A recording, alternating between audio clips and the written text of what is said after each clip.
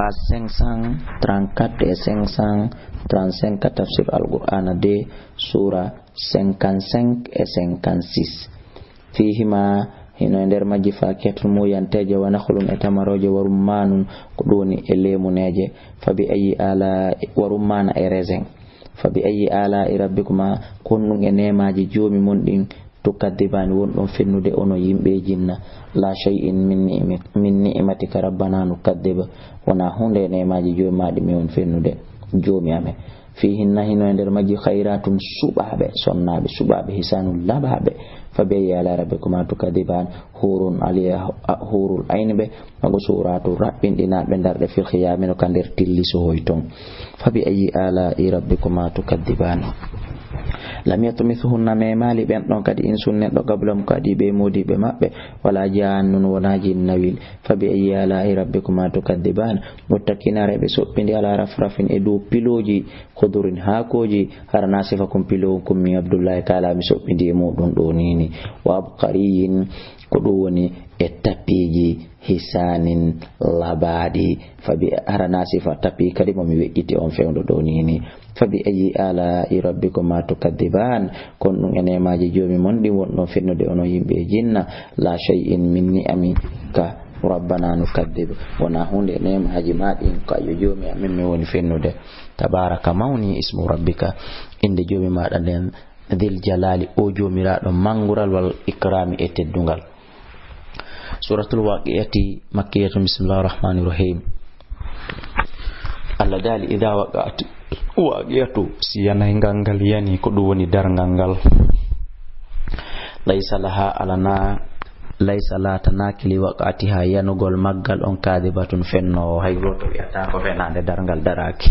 foppo fellita inde wotere paske na ko suudi ko yonata kadi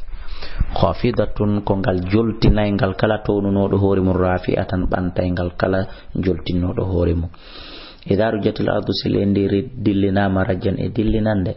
o bustatil jibalu pelleden fentama bassan e fentegol fakanata de latike haba'an duggu mumbathan ruyungu wa kuntum on latoto on say onon ibnu adama azwajan salasatan noneji tati fashabul maimanati ko yimbe nyaamo ma sabul maimanati ko yimbe nyaamo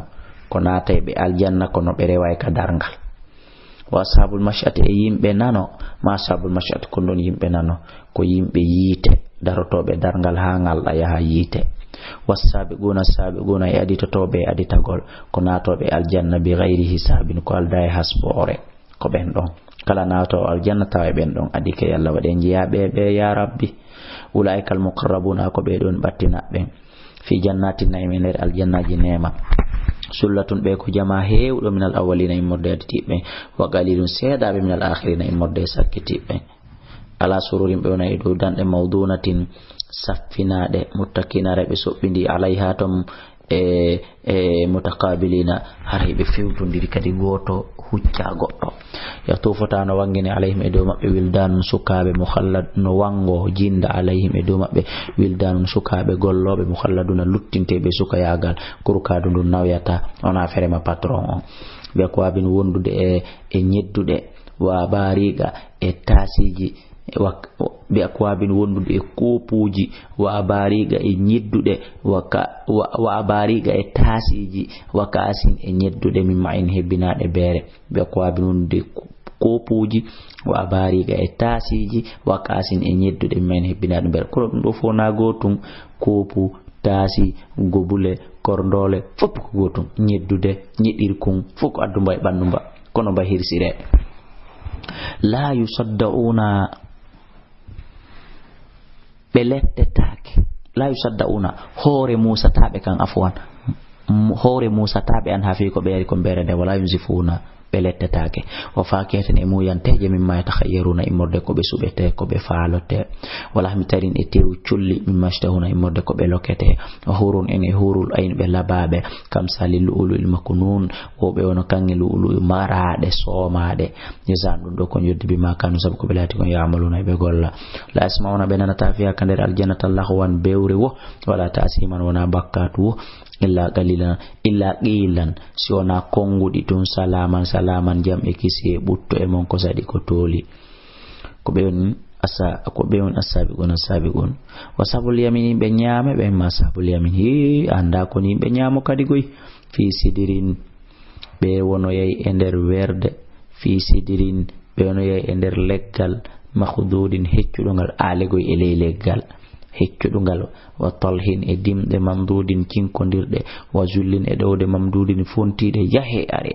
wa ma in indiya maskubil laboda wa faakatin mo yantaje kathiratin dodude la magutu atin dum do tajata wala mamnuatin hadata kadi wi accireni o furushin e darde marfuatin towde rana sifa danki ki abdullah kala walo to e mo inna mene ansha'nahunna ay ben jiwbe men tagi ben insha'a tirde tagigol fajalnahunna men wadi be abukaran jiwbe uruban gorebe atraban yerube madum uruban gorebe atraban daro endibe madum uruban gorebe atraban fotondirbe ko firda on mari tafsir li ashabil yamin dum wodani be nyaamo be sullatun be ko jama hewdo min al awwalina e modde aditi ben wa sullatun ko be jama kadi hewdo min al akhirina e modde sakkiti ben wa sabu shimal yimbe nano ma sabu shimal anda ko ni yimbe nano fi samumin be wono yaye nder mboyowe wa hamimin e fatodan wa zullin e dowde min yahamumin imorde wuldan labari din dowdi di wonandi bubol wala karimin di wonda e teddungal innam no kambe kanu be latike abla darata ko adinde nyalande dargal mutrafina hari ko be nimina nobe ko be bungube ko be nimina tobe no mum monteji di niminota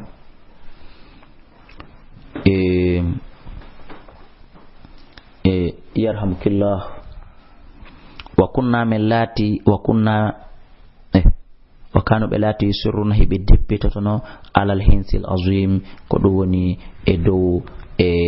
bakkatuji mawnudi di wa kanu be lati yaquluna baynayno idha mitina yusmin mai wa kunna min lati turaban bumbulaydo ay zamane yiye ay nana menen la mabqutuna ko men immin tebe afa abauna al awwalun aba birabe men aditi be ben folo yo immentene wol wi innal awwalina wal akhirin andeno aditi be o sakkiti